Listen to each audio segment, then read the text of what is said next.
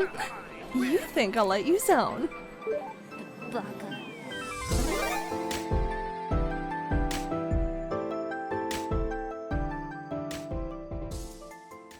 Hey all, I'm back again for another Courage the Cowardly Dog episode, and this time it's called Dr. Quack Amnesia Specialist. The episode starts with Eustace is doing some repairs on the house while he ignores Muriel's calls. He gets what's coming to him as he smashes his thumb with a hammer. Well, she tells him to stop making so much noise, fixing the roof, because he will quote-unquote wake up the neighbors. But Eustace is right on this one, as they don't live near any neighbors, like they live miles away from anyone else. Then a 2x4 comes flying off the roof and hits Muriel in the head. They bring her inside and she doesn't remember anything. Not the house, not that she's married to Eustace, and he offers her some tea, but Muriel doesn't know who he is and asks for his name.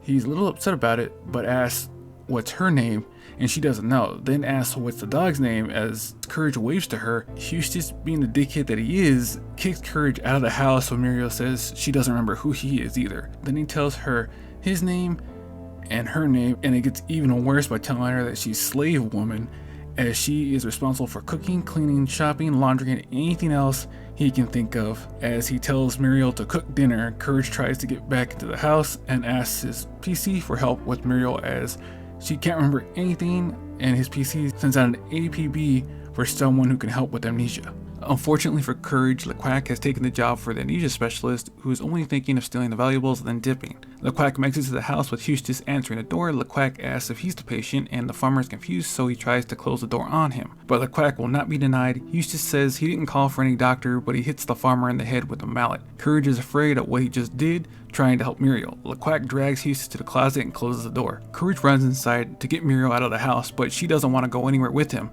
Just then, Quack enters the room asking if he's the patient with a mallet as Courage runs screaming out of the house. Then Quack can't find him, so he goes back into the house. Courage was hiding above him on the wall the whole time.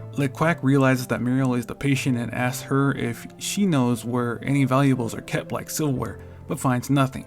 He gets an idea to get her to remember, and it's tickle torture. Yeah, I don't think tickling her until she passes out is going to get her to remember anything actually. Courage comes in with a fan to try and be a nuisance to Quack, and he runs again. Quack still can't find him and wonders how he's doing that. As Courage is the rug under his flippers, Courage pole vaults into the house and climbs through the window and messages the police.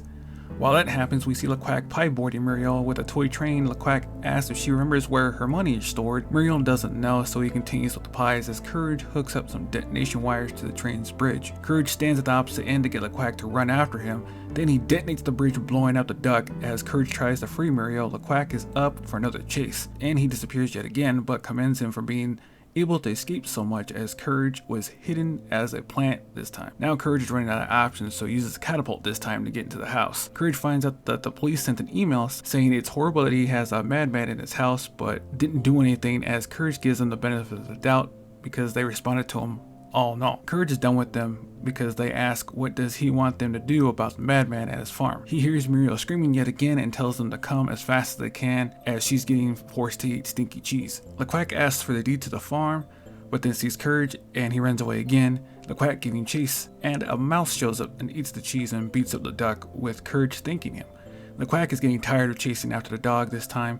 He boards up the door, so Courage can't escape. Quack tries to use a vacuum to trap Courage. He starts sucking miscellaneous things from Courage's fur pockets to everything else, including the 2x4s blocking the door. Even the bottom half of his fur is gone. Luck is on Courage's side though, as the vacuum gets clogged and it explodes. The police arrive and haul Quack off to jail, as Courage cries what took them so long to get here. After Quack is hauled off, Muriel comes to and starts to remember, but wants a cup of tea. She also wonders where Eustace was. Courage opens the door to the closet only to see him lose his memory of everything and just closes the door. The episode ends with the police car crashed and in flames as Quack proclaims the dog has not seen the last of him. Now what fear this episode revolves around isn't really clear because it can be a number of things, but in this particular episode it's just a thief pretending to be something else, so it can play into that or the fear of memory loss, be it you personally or a loved one. To have that cloudy feeling that you're forgetting something but can't put a finger on it, like you remember all these other things but the personal ones, which make you a different person.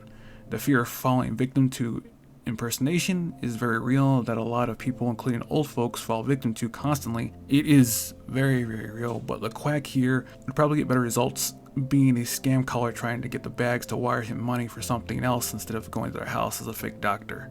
There's another fear here, but it doesn't really fit into this episode, so I'll save that for another episode when it does. Leave a comment below on this episode if you have any fears of people impersonating others to scam them. Stay gold, and I'll see you guys in the next video.